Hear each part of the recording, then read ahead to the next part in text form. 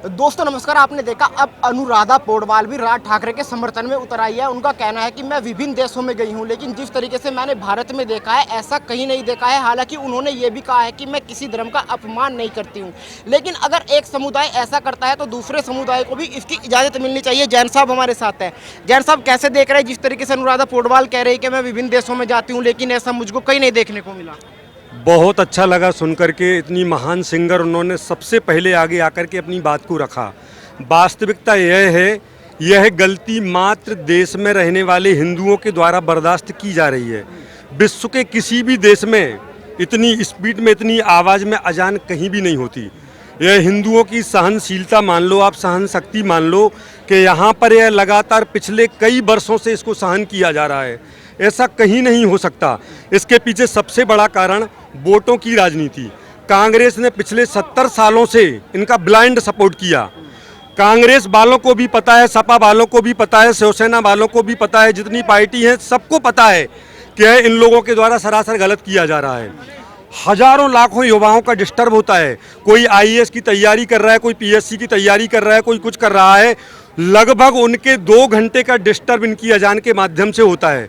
सबको पता है, मात्र वोटों की खातिर इनके इस गलत काम का भी समर्थन किया जा रहा है। फिर राज ठाकरे ने क्या गलत कहा?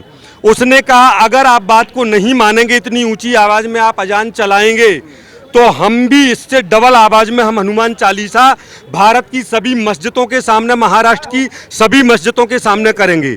इसमें कुछ भी गलत नहीं है। यही अनुराधा पौडवाल जी ने भी कहा। उन्होंने कहा अगर एक जाति को छूट है तो भारत में निवास करने वाली प्रत्येक जाति को छूट मिलना चाहिए, या फिर नियम सबको एक जैसा बनना चाहिए, निश्चित रूप से बनना चाहिए। और वैसे तो हमने देखा है, धर्म हमेशा हम लोगों को दया, क्षमा, करुणा, प्रेम, वात्सल्य, शांति की बात बताता है, नियम है। अरे जिस धर्म के द्वारा, धर्म के तरीकों के द्वारा अशांति फैलती है, लोगों के मन में अशांति आती है, उपद्रव सूझता है लोगों को, वह धर्म की कोटि में कभी आ ही नहीं सकता। जहाँ पर मानवता, आदमियत और इंसानियत की बात होती है, हमारी आत्मा में इंसानियत, आदमियत और मानवता विकसित होना चाहिए। धार्मिक शब्दों को सुन करके अगर उसकी आवाज़ के द्वारा हमारा मन मायूस होता है, कहते हैं जब कभी भी किसी मंदिर, मस्जिद, गुरुद्वारा से धार्मिक कोई भी शब्द हमारे कानों में पड़े तो हमारा मन कमल खिलना चाहिए, मन प्रफुल्लित होना चाहिए। और अगर उन शब्दों को सुनकर के, उस आवाज़ को सुनकर के मन में मायूसी, हताशा और निराशा आती है तो फिर वह अधर्म की कोटि में आ जाता है। क्योंकि लोग फिर गुस्से में कुछ और सोचते हैं, और गुस्सा आना अधर्म का प्रतीक है। उसको सुनकर के मन में गुस्से का आना अधर्म का प्रतीक है। राउत कह रहे हैं कि राज ठाकरे इसको जबरदस्ती का मुद्दा बना रहे हैं। जहाँ पे भाजपा की सरकार है वहाँ से कौन सा स्पीकर उतर गए मंदिर, मस्जिदों से?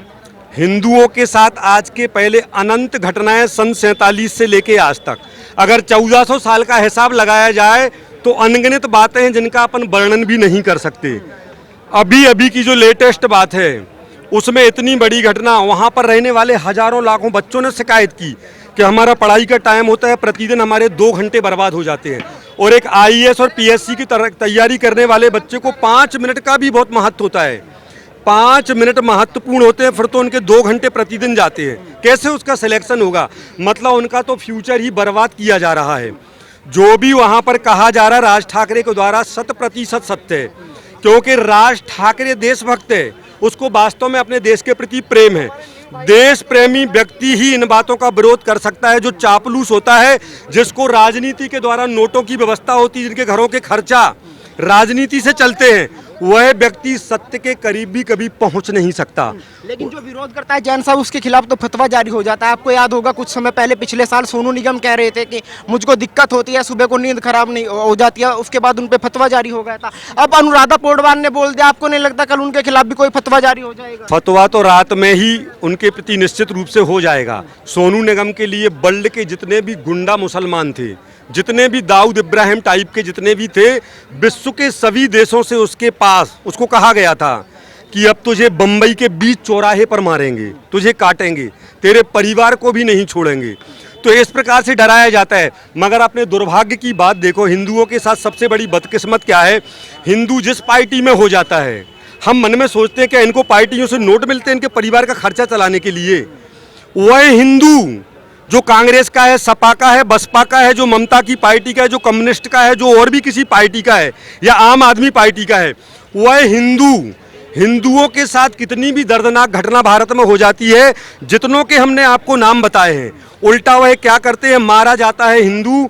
और आम आदमी, सपा, बसपा, ममता की पार्टी और जितने भी लालू की पार्टी, जितनी पार्टियां हैं, यह सबके सब लोग उल्टा मुसलमान के फेवर में आ जाते हैं। जिसने मारा हिंदू को है, और यह सब पार्टी के लोग हमेशा से हम देखते हैं उनके फेवर में आ जाते हैं।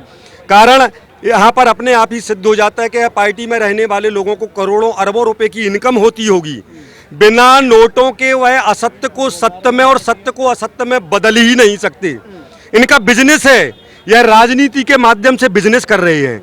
अगर ये असली अपने बाप की औलाद हैं, जितनों के हमने नाम लिए हैं, अगर असली मर्द की औलाद है, अपने बाप की औलाद है, तब जाने हम इनको, जब एक बार किसी सत्य बात को सत्य कहना प्रारंभ करें। संजय राउत कह रहे चुनाव आ रहे हैं इसलिए मस्जिद याद आ गया, मंदिर याद आ गया, हनुमान चालीसा याद आ गई। जब भी चुनाव आता है राज ठाकरे को ऐसी हिंदुत्व की राजनीति करने लगते हैं। भारत में एक दिन नहीं जाता जब किसी मुसलमान के द्वारा भारत में कोई बड़ी घटना ना हो। हम जैन हैं, आज तक हमने कोई पार्टी ज्वाइन नहीं करी, परंतु सत्य मरते दम तक बोलेंगे। हम पार्टी ज्वाइन करने के बाद हम 100% सत्य तक नहीं पहुंच पाएंगे। आपको सत्य बता देते हैं हम। इसके पीछे एक ही कारण है, एक दिन नहीं जाता, एक दिन तो ठीक है, एक घंटा भारत में ऐसा नहीं होता जहां मुसलमानों के द्वारा, मैं सब मुसलमानों की बात नहीं कर रहा हूं, परंतु भारत में मैं पिछले जब से 53 ईयर ओल्ड हमारी जो उम्र है, इतनी उम्र में हमने जो देखा है, भारत में अगर 100 घटनाएं होती हैं तो उसमें 98 घटनाओं में मुसलमान ही क्यों आता है? यह मुर्तजा ही क्यों निकला? कश्मीर में कोई घटना होती है, बंबई में कोई घटना होती है, आज तक जितने भी भारत में बम ब्लास्ट हुए, हम चैलेंज के साथ कहते हैं, एक जगह भी कोई हिंदू, एक जगह कोई हिंदू, और डरने की बात है, ऐसा ही सबको बोलना पड़ेगा। जितना तुम इनसे डरोगे, इनका इलाज और इनकी दवाई सिर्फ एक है।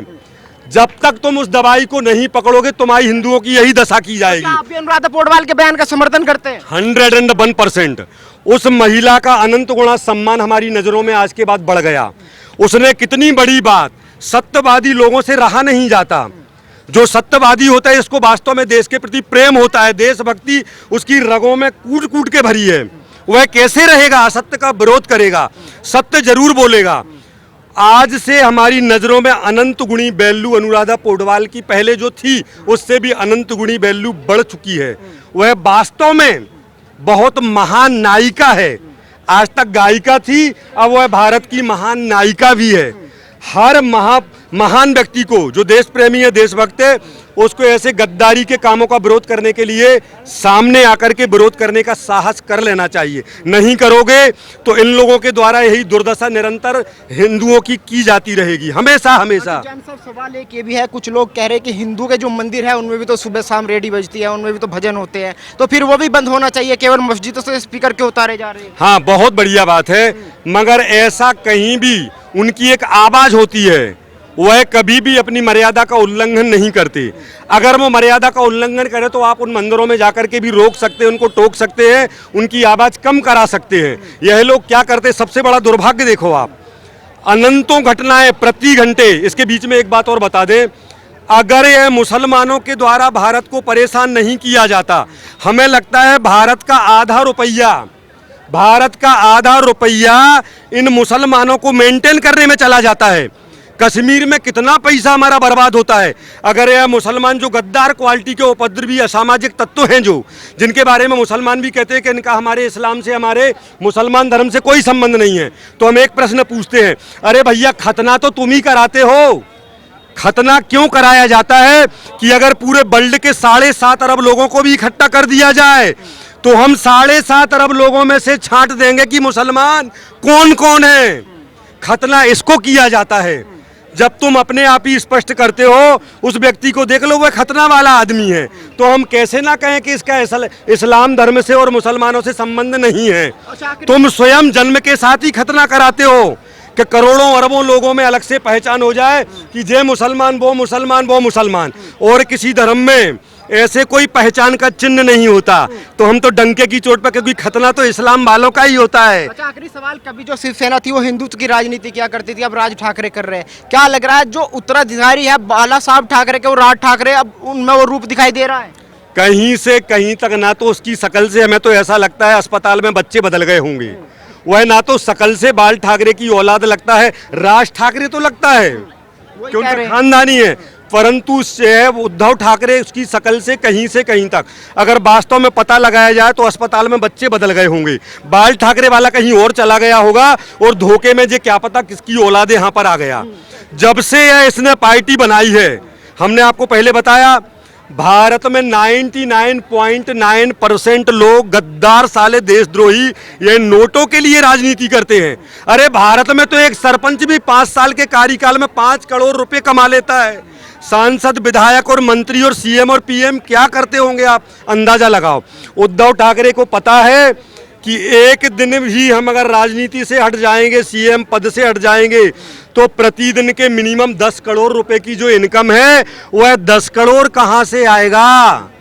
भूल करके भी आप उसको बाल ठाकरे की औलाद मत कहना, छानबीन करा लो किसी और की है, वो लगता ही नहीं है वो।